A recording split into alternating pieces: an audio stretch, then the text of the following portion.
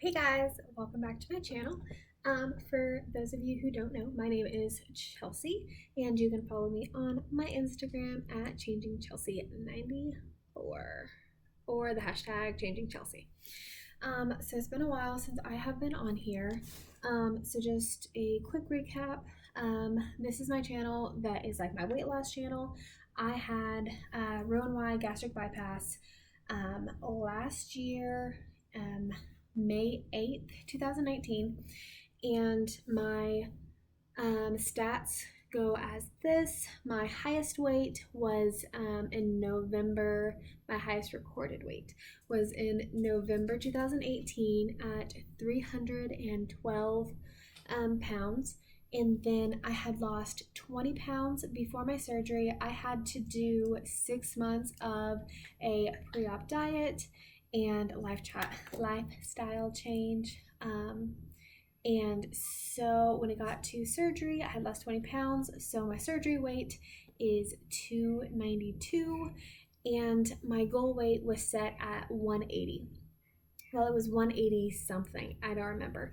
But I do remember sitting in the doctor's office thinking, yeah, okay, I'll be 180 in a year. Sure. Well, it turns out 9 months later, after my surgery, I was in fact 180. So that brings us to today, which is June 1st, 2020. I woke up this morning at 7 o'clock, as usual, let the pups out, and weighed myself at 175. So that will be my current weight. And since I've surpassed my goal weight, I have set another one for me, which is 158. And that is just due to BMI, because right now I'm still considered overweight. And my next BMI scale, whatever you want to call it, 158 is normal for someone of my height. So that is my recap. I just want to come on here and let you guys know that I am awake and alive and well. So I did my surgery in Fayetteville, Arkansas with roller weight loss and advanced surgeries. So I'm going to show you guys a little bit of like my morning routine kind of. So I take a lot of supplements because having the gastric bypass that I had comes with malnutrition, and with malnutrition comes with like no vitamins that I get from food, and a lot of the foods that I can't have. Well, I want to say can't have. I should limit. I try to tell myself that I just have to limit. But there are some things that I don't touch at all. They're trigger foods. But there's a lot of stuff that I don't get from foods and I don't absorb. So I have to go to supplements. So first and foremost is this Multi-Complete 45 with iron. My iron is always super low. Even before my surgery, I had a problem with my iron and having to take iron supplements. So this is something that like I have to make sure I take every day, twice a day. It used to be 3 times a day, but they upgraded or updated, whatever you want to say, their formula. So now we only have to take 2 a day. Thank Jesus, because I'm horrible at taking pills.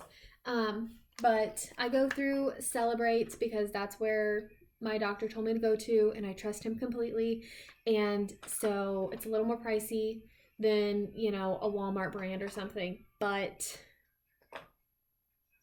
I know that this is what is recommended for me and this is what works for everybody else, and so we're going with it. And I've not really had any problems other than my iron, but that's me, that's not this. So I'm supposed to take 2 a day. It's got vitamin A, C, D3, E, K, thiamine, and a whole bunch of other stuff, all the B's.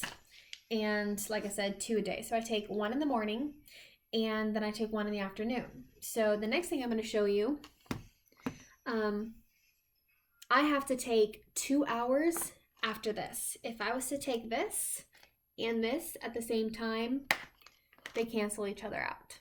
So take this 2 hours later, then I can have one of these. So this is, I hate that everything's backwards, and I'm not good with any of this stuff, so I don't know how to flip it, but just bear with me. Calcium citrate soft chews. You can also do like the little tablets, but I'm not into chalkiness.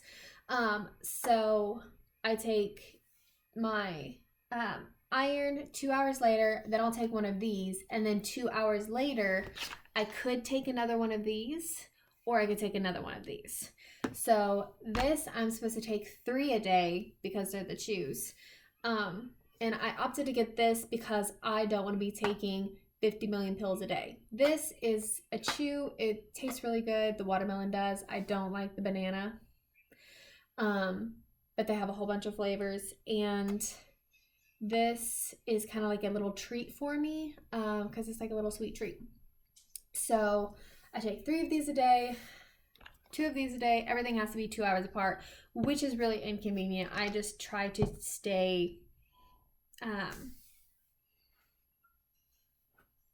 on top of like, okay, did I take that with breakfast? Yeah. When was breakfast? Okay, I can take another one. And I mean, I don't take them 2 hours apart. Usually it's like 3 or 4, 5, but as long as it's more than 2. On to the next. That's the most complicated one. So my next one is omeprazole. So it is a delayed release capsule, and I was having to take this once a day for like an acid reducer. And now that I am 1 year out, I don't have to take it. I can take it if I need to, or if I feel like I need to, which I do some days just because I've taken that every day for a year and I really don't want to get sick. So sometimes I'll just pop it in and we're good. I don't know if that's good, but they said that I could. So there we are. So the next ones have nothing to do with my surgery, but are allowed with having my surgery. So my whole goal for having my surgery was to be able to have my own baby. I have polycystic ovarian syndrome, also known as PCOS, and endometriosis. Both of those have infertility, weight gain, and a whole bunch of like mental health issues along with it, like depression and anxiety and fatigue and all that fun stuff. So onto my medicine. That's a different video. I got the okay to start trying to have a baby at my 1 year. They want you to wait 12 months to 18 months after surgery to have the baby, just to make sure that you are able to not only take care of yourself, but you are able to take care of a growing baby as well. I passed the test and have lost enough weight and making my protein intake enough where I can now try to have a baby. So I'm on prenatals. They don't recommend gummies because you have the added calories and the carbs and most likely sugar. This one only has like 1 gram of sugar, I think, 2 grams. But like I said, I don't like popping pills every day, all day. So I take 2 little bitty gummies in the morning for my prenatal. Because it says that it is for before, during, and after pregnancy. So just so I have all the vitamins and everything. Now they did say that when I get pregnant, I have to give them a call and let them know, because I cannot take this while pregnant. She couldn't remember if it was because of the vitamin A or K that is in here, but whatever it is, one of the vitamins, it gives me too much that could possibly hurt the baby. So I have to get off of this and onto a different vitamin when I do get pregnant, but that's not today. So I have that, and then this, excuse the little tag, I tried to take it off so you guys wouldn't know I got it on clearance, but I did. No shame in my game.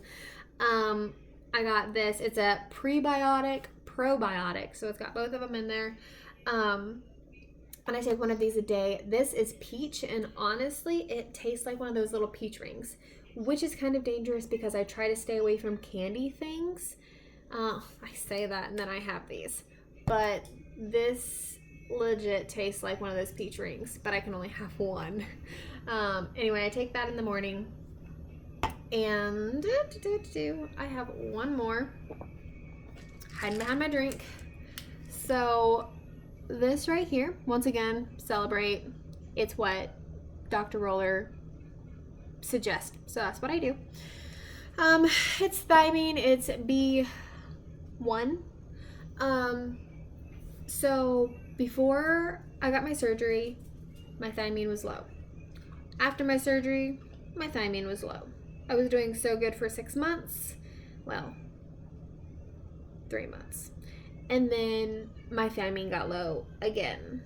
So I'm just not getting my vitamins, like I said, from my food and everything. So I have to take this added supplement, which is a pill, but it's a super tiny one. So I try not to complain because when I don't take this, I can tell a difference. Another one, which I'm actually out and I have to call to get a prescription for, I also take vitamin D3, I think, one of them, because my vitamin D level is super low, and they said it's because I need more sunlight. I don't know. I feel like I'm outside all the time, but also, you know, you get that from oranges, which I don't eat oranges because of the sugar and because I feel like I don't digest them very well. So I'm not getting it from my diet, so I have to get it from supplements. So if you are thinking about having the surgery, just know that supplements are going to be a part of your life, but it doesn't have to be horrible. Like I said, these are like a sweet treat. You can get the gummies, you can get the taste good stuff, but you just have to keep in check, okay, this gummy does have sugar in it, so I'm going to cut some sugar back here.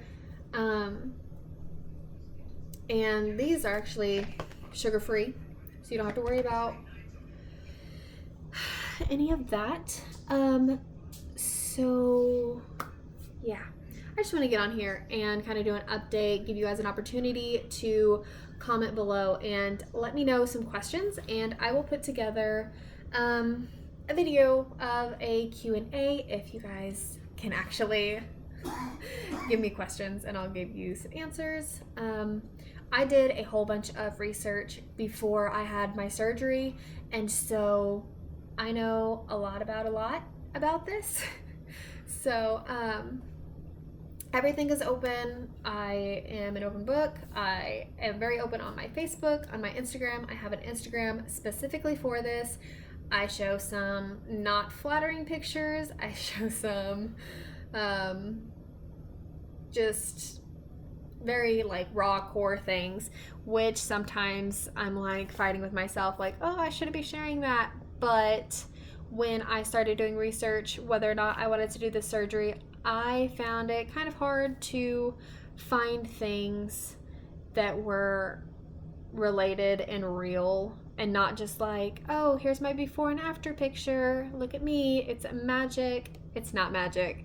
It's not gonna happen overnight, and it is rough, but it is doable, and you just have to decide it for yourself, because there for a while, one of my sister's friends had the similar surgery.